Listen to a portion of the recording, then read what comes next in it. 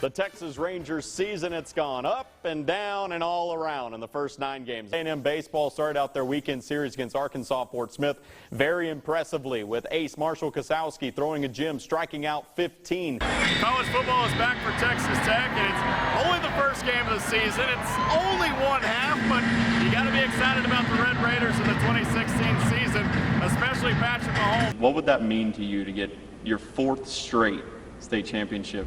Who are you going for? I got to do it. I would like to see Manning, but I got to go Cam Newton. Roger, just talk about being able to give back to the game of baseball game that gave you so much in your career. Mickey, yesterday you were talking about taking it one day at a time, kind of alleviating a little bit of the anxiety. Being around the team all week, do they seem like a team that's pretty relaxed for a relatively young group of starters? We joked all year how good District 3 5A is. Well, all 4 of those teams are out, meaning the big schools in the area. Just Tascosa remain. Across midfield to the 40. He's got room to the 20, 15, 10, 5, touchdown. Lead, you see the clock there, 38 seconds.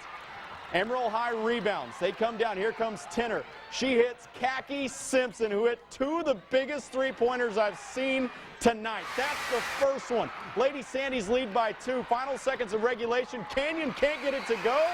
Emerald High, I thought, was the winner, but they called a foul. Channing Cunya's at the line, has to knock down 2 free throws to send it to overtime. She does. It would be hard to argue that there is a more dominant team in Texas than the Canyon girls basketball team, and it may even be harder to find a better coach than Lady Eagles' Joe Lombard, who has 18 state titles under his belt. He and the Lady Eagles are coming off their 3rd consecutive state title, and now Canyon is going for something that even they haven't accomplished before, a 4th straight. We'll have to be on the top of our game to even have a chance, but we got a chance, and so we'll give it our best shot and see what happens. The roster changes every year for Lombard, but one thing that has been the same for the past 3 years is current senior guard Angel Hayden. I tell the story, but basically I've got an angel watching over me, so we've got an angel on our team. Hayden led Canyon in points as a freshman in their 2014 state title game, and I asked her about pregame jitters playing on such a big stage as a freshman. It was nerve-wracking, but after Lombard talking to me, everything was fine. I remember just calming down, the girls talking to me, and just being really excited after I got the nerves going away. Since then, she certainly hasn't looked back, being named the tournament MVP as a sophomore and as a junior in both of their state title runs.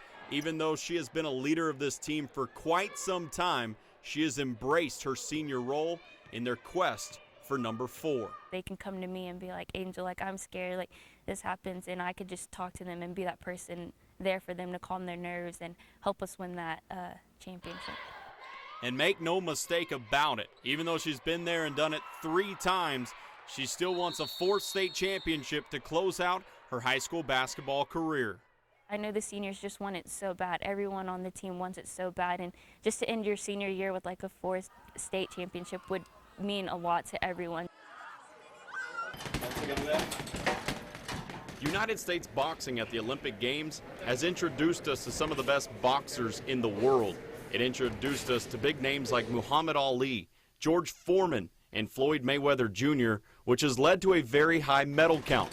In fact, our 111 medals is the most won by any country in boxing since it was introduced in 1904. And with a rich history like that, you know a lot of hard work goes into it, and with the help of technology, athletes not only work harder, but smarter. We work a lot with artificial intelligence algorithms. We work a lot with cognitive computing algorithms with the aim of answering questions that we have posed and also predict some outcomes that maybe we have not been aware of or that would lead us to make better decisions. One of those advanced technologies is these microchips you see here, which go under the boxer's gloves, which calculates the athlete's hand speeds and power, which allows them to see which of their punches is the strongest and the fastest. And each boxer knows what their training level is today, and if Shakur needs to step it up, or maybe Nico is exaggerating right now, he needs to step it down, then they have the exact information that they need to make those decisions. What an amazing year we had here in the Panhandle and in eastern New Mexico as well, with individual performances and state championships all over. So we're going to have our Clint and Dave top 10 plays of the year. These are plays that we either shot or covered throughout the year of 2016. We'll start with number 10, and it's going to take us to Tascosa football, taking on Odessa Permian in October. Down by 6 with less than a minute to go. The end around picks up the first down on 4th down by Brandon White. Next play, Brock Mooneyham. He finds a wide open Burt Morris, and Tascosa is the winner to number 9. City championship in June. Casey Weiss chips in from 20 yards out, not to be outdone. John Dawson answers the call and upsets Casey Weiss at the city championship. Number 8, Amarillo High baseball. Max Marshock in the top of the 10th. They take the lead with that shot off the wall, 6-4. They weren't done. Trevor Andrews through the 5-6 hole. Amarillo High advanced to the state tournament. Number 7, Ben Arbuckle rolls out of the pocket, slings it downfield, and finds Epi Enriquez. Bounces right into his arms. Number 6, 4A state championship. Portales Rams domination. Junior Ramirez, 47 yards to the house. They couldn't stop the read option. They outscored them 29-0 in the second half. Portales won their first state championship since 2008, their 5th in program history. Number 5, Lady Buffs needing 2 wins to advance to the Super Regional. They go to the bottom of the 7th and they get a walk-off in game 1. Game number 2, same scenario. Down by a run in the bottom of the 7th. This to send them to the Super Regional. Walk-off by Allie Smith in game 1, and in game 2, it was Ashley Harden getting the job done. Number 4.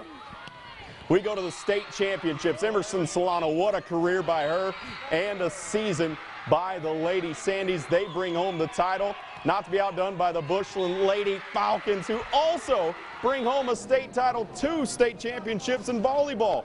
In baseball, a 2A state championship. Wyatt Williams throws a no-hitter. He was a walk away from being perfect. Melrose, they win the state championship in baseball and football. An unstoppable crew in Melrose. Number 2. Combination of the play and the player. Cameron Copley recovers the ball at the 1-yard line, takes it 99 yards for the score. He's won a state championship earlier this year in basketball. He's got 3 state championship basketball rings, 2 in football. What a career. Number 1, Quinn Taylor, certainly our most jaw-dropping play. Check that out. Posterizing. Buy it for Christmas. Quinn Taylor, that's our top plays of 2016.